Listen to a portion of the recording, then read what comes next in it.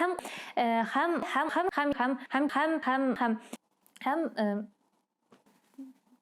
монсортык тренді ну ярар. Кыскасы шундый хәлләр, әмма бу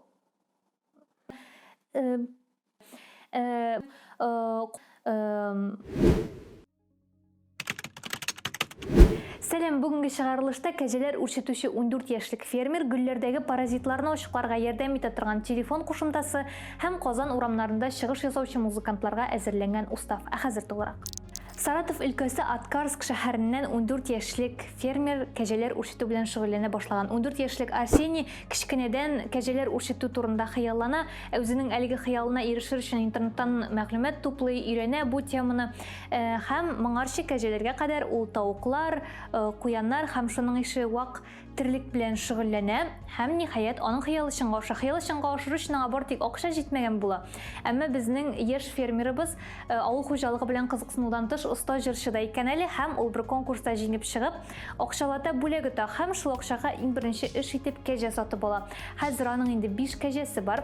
Алар мулдан сөт бирәләр икән Арсенийның сүзләренә ышансак, һәм яңа ел алдыннан әтиәниләре аңа сепаратор бүләк итәләр. Һәм ул сепаратор ярдәмендә үзенең кәҗәләренең сөтләреннән сөт өсте һәм коймак әзерли икән. Һәм киләчәктә ул әлеге ике шөгыльнең берсендә һәм фермерлыкны һәм музыкант юнәлешен берсендә ташларга теләми икән. Мондый кешеләргә карагач сыкланмыйча мөмкин түгел, ул бик сөйкемле кешенең җанын тәнен биреп нәрсә беләндер шөгыльләнүе, аеруча 14 яшьлек баланың күп олы кешеләр ничә яшькә җитеп тә үзләренең кайсы юнәлештә хәрәкәт итәргә теләгәннәрен аңламыйлар, монда бала инде төгәл хәл иткән һәм бу юнәлештә аның барысы да яхшы булсын иде, һәм эчке һәм тышкы факторлар дәүләт аңа комачауламасына киресенчә ярдәм итсен иде дигән теләктә каласы килә. Хәзер искиткеч яхшы хәбәр, аеруча минем өчен.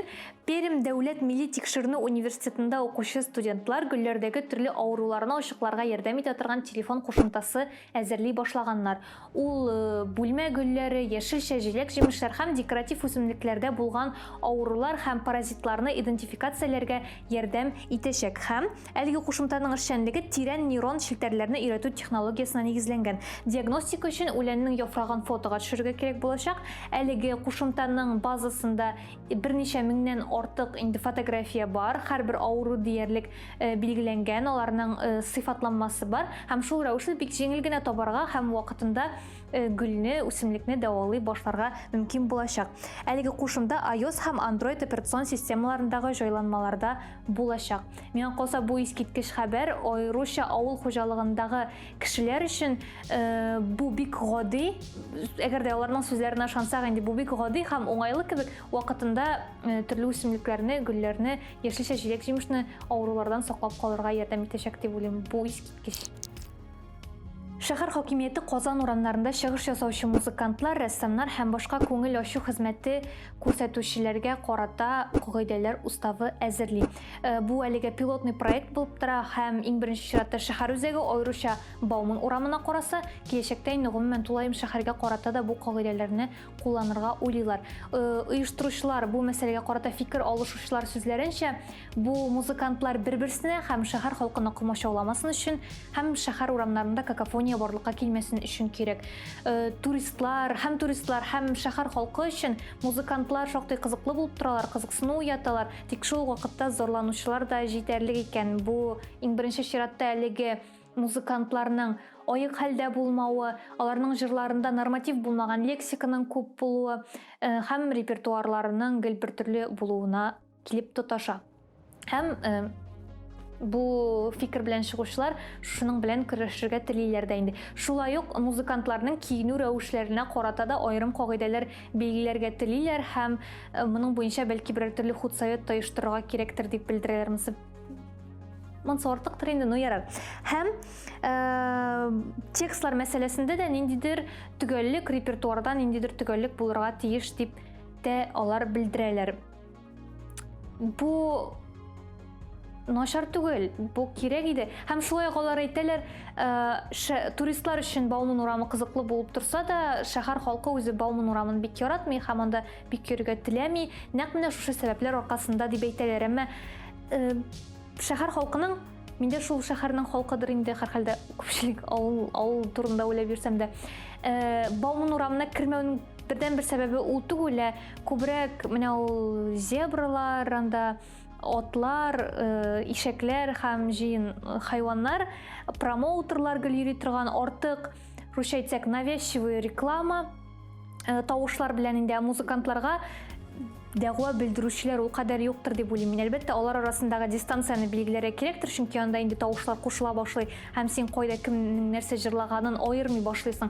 Һәм аларның киенү рәвешләре, репертуарларына бәйле ул кадәр бәйләнү миңа калса урынсыз. Һәм анда әле шулай ук Казан шундый безнең күп милләтле шәһәр бит инде, шуңа күрә әлеге шәһәрдә, Казан шәһәренең урамнарында чыгыш ясаучы музыкантлар җирле колоритын да күрсәтергә тиешләр. Шуңа күрә татар телендәге җырларда җитәрлек булырга тиеш дип белдерәләр. Мин моңа карата нинди фикер әйтергә дә белмим. Әгәр дә ул музыкант татарча белми икән, аны худсоветка чакырып татарча өйрәтәләр, мин ничә тәшәкләр аны. Кыскасы, шундый хәлләр, әмма иң беренче чиратта музыкантларга түгел, зебралар белән сөйләшсәгез иде, рәхмәт бик зур. Татарстан Республикасының яшьләр эшләре министры Дамир Фәттахов 23 гыйнвар көнне митингка чыккан яшьләр белән күрешеп, очрашып, сөйләшергә теләве турында белдерде. Бу турыда ул үзенең Инстаграмында яза һәм якын көннәрдә бу очрашуны уздырачагы турында әйтә. Аның сүзләренчә, бу бик мөһим һәм кирәк, чөнки митингка чыккан кешеләрнең күпчелеге яшүсмерләр һәм яшьләр. Яшьләр министрлыгы моның белән шөгыльләнмәсә, кем шөгыльләнергә тиеш? Һәм шуңа күрә ул яшьләр белән аларны нәрсә борчый, алар нәрсәләрне үзгәртергә телиләр. Шул темаларга аралашып, әкренләп үзара яшьләр белән элемтә контакт булдырып, нидер яхшы позитив үзгәрешләргә таба барырга өметләнәләр.